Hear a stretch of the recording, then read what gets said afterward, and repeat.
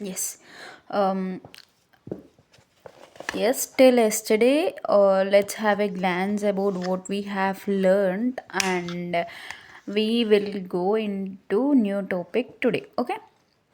Till yesterday, we have learned what communication mean and the block diagram of the communication and what channel is and what is the work of the channel and what's the place of the channel in the block diagram, basic block diagram, and we have learned types of communications there and types of channels have also learned, and we have gone through the advantages and disadvantages of the communication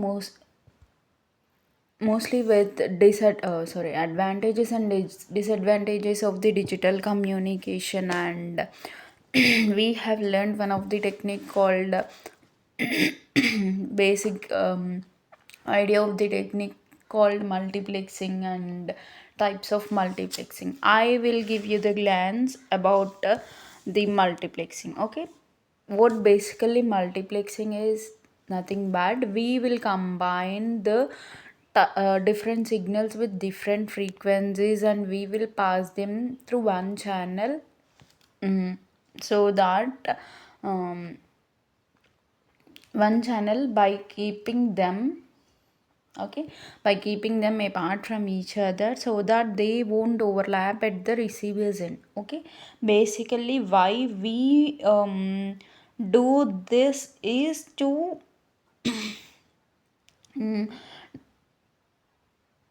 um, is to modify the frequency and the time of the channel. That means basically in this multiplexing technique, okay, we will mostly work on with the frequency and the time. That means the time in which the signal passes and the frequency at what range the signal is being passed. Okay, these two were modified in the multiplexing technique. There are two types of multiplexing techniques, that is time division multiplexing and frequency division multiplexing. In frequency division multiplexing we get one problem is crosstalk of the signals. So just to as per my idea, just to overcome that, not just to overcome, so in frequency division multiplexing we will get the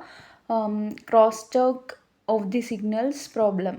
Okay, this is what multiplexing is, and today we will be going into the another topic, that is modulation. Okay, basically modulation is, the name modulation gives an idea that the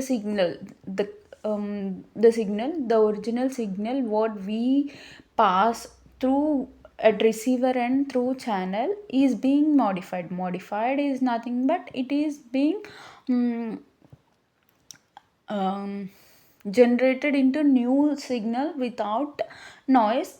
That is the general idea of this modulation. So basically what modulation mean is modifying the signal.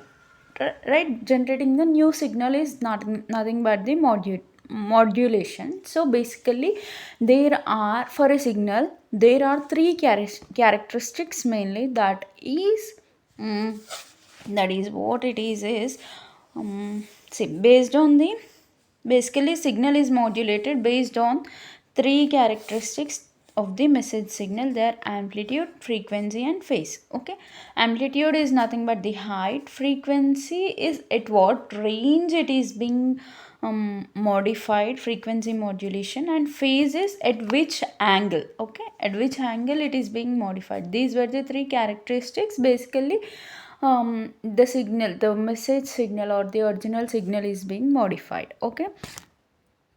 Next, um see, yeah, okay, this is the original signal and this is the carrier signal or the modulated um signal.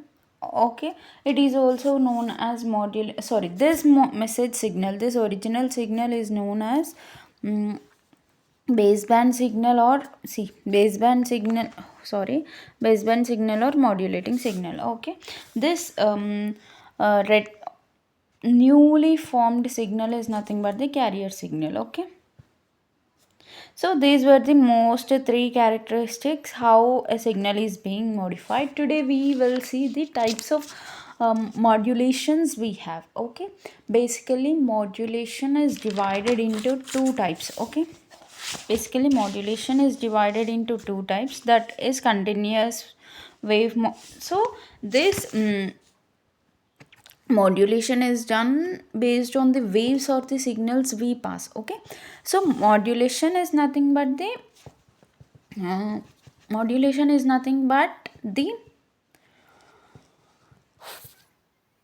sorry guys. Yeah, modulation is nothing but the new signal formed based upon the changes done in amplitude, frequency and phase of the original signal, that is the modulated signal. So this modulation is being um, um is being calculated or generated. This basically this diagram is based upon the signals that we pass. Okay, we have two types of modulation. One is continuous phase modulation, next one is pulse wave modulation. In continuous wave modulation, the carrier wave is continuous, and in pulse wave modulation, the carrier wave is in pulses.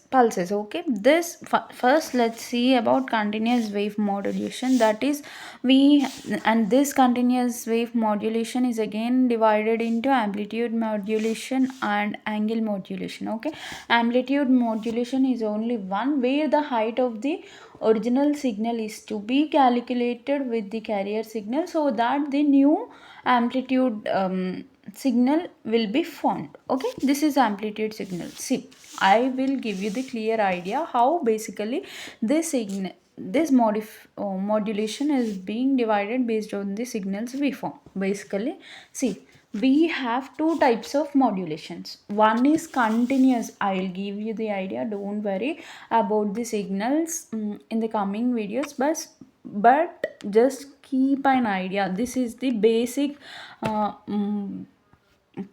modulation diagram we need to keep in mind for every topic. Okay, because we people basically works on this modulation only. Okay, so we decided, sorry, we learned that modulation of a signal is being done on three characteristics. One is amplitude modulation, next one is frequency modulation, next one is phase modulation.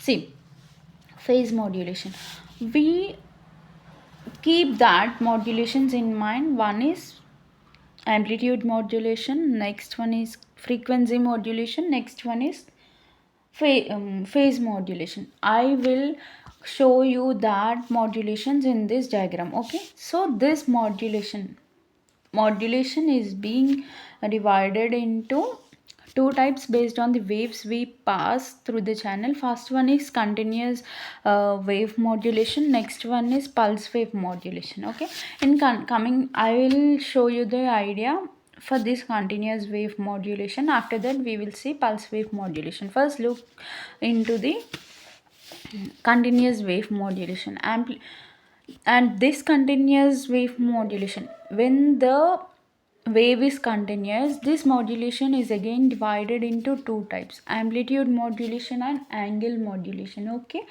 and amplitude modulation is the height. Okay, this angle modulation is again divided into this two types. This is frequency modulation and phase modulation. This is what continuous wave modulation is. So I am telling you, we know that basically the three characteristics on which the signals are being modified is amplitude, frequency and phase. This comes under continuous wave modulation. Okay, next coming to pulse wave modulation, it is again divided into analog modulation and digital modulation. Okay, see, and pulse code modulation is one of the example for digital modulation. Okay, next again this modulation, digital modulation is till here, that's it. And this analog modulation is again divided into two types: pulse amplitude modulation and pulse time modulation. Okay, pulse amplitude modulation is, there is no divisions in pulse amplitude modulation. Amplitude done, time is nothing but angle, frequency and phase. Okay, and this again pulse amplitude modulation is again divided into two types, that is pulse width or pulse division modulation, and next one is pulse position modulation. Okay, so basically at what time, how the base of, how at, like at what width the pulse of the signal is being transferred or traveled or carried, and this at what position the pulse of the signal is being transferred. Okay, I will give you the idea again, just look into the picture, I am explaining it orally again. Okay, modulation is first divided into two types, that is continuous wave modulation and the other is pulse wave modulation. Again, continuous wave modulation is divided into two types: analog modulation and angle modulation. Amplitude modulation and angle modulation. Angle modulation is again divided into two types, that is frequency modulation and phase modulation. This is the overall idea about the continuous wave modulation. Next, coming to pulse wave modulation. Again, this pulse wave modulation is again divided into two types, that is analog modulation and digital modulation, and pulse code modulation is an example of the digital modulation. This analog modulation is again divided into two types, that is pulse amplitude modulation and pulse time modulation. Okay, next pulse time modulation is again divided into two types, that is pulse duration or pulse width modulation. Next one is pulse position modulation. This is the basic classification of the modulation. After that, in the coming videos I will give you the idea about all these topics, all the modulations in clear in the coming videos. Please go through the videos again and again so that you will get the idea about the subject this. Okay, thank you.